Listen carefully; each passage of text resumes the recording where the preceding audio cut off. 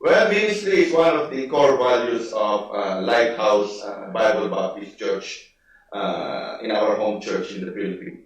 In fact, the word serve means S stands for stewardship, E stands for evangelism and discipleship, R stands for reliance on God, and V stands for virtue, and E stands for enlargement of ministry. That is why without us being taught on how to serve, it will be very difficult for us to participate and get involved in ministries because as a Christian Baptist, it is integral for us that ministry would be part of our Christian life.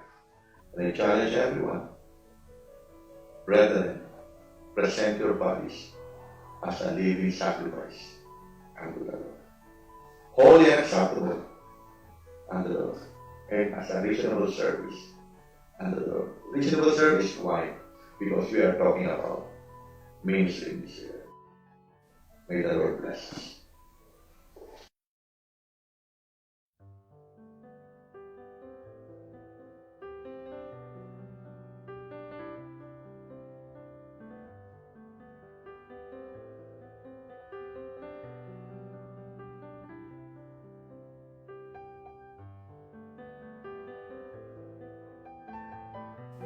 Minsan sasabihin mo yung oras, tapos ang tagal mong ihintay. Mga medyo naliligo ka pala. Pero okay lang, nakakapaghintay naman. Nung una kasi, ang nagsusundo sa amin si pastor lang eh. Tapos, naisip kong tulungan ko siya. Iyan. Nakita ko yung dedication kay Kuya Edwin. That's why nung nakita ko yung effort niya in the ministry, and I said to Pastor that I'm going to secure a driver's license. I'm willing to dedicated myself in the ministry. By the grace of God, nagpapatuloy ako hanggang sa ngayon. It's a conviction of the Holy Spirit. So, pag talaga na lang ka ng Panginoon, may wisdom na binigay sa atin. So, nag-usa ako kasi nakita ko na dito ako gamitin yung Panginoon transport ministry.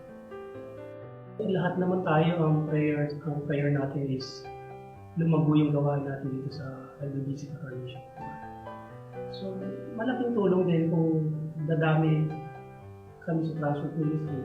At least kahit paano, hindi na ginagawal sa oras yung ibang kapatiran sa pagsundo o pagdating. In behalf of Transport Ministry, Tatay Eli, Kuya Edmond, Brother Edwin, and also Brother Romel, and to those brethren behind the wheels, they are also considered as a part of this Transport Ministry. We encourage everyone to get involved in the service of the Lord. Lahat naman tayo may kanya-kanyang binigay na talento ang Panginoon. So, gamitin natin. Alang-alang sa kaluwalhatian ng Panginoon. In-invite ko yung mga may license na ma-involve sa driving ministry. Kasi November uuwi na ako.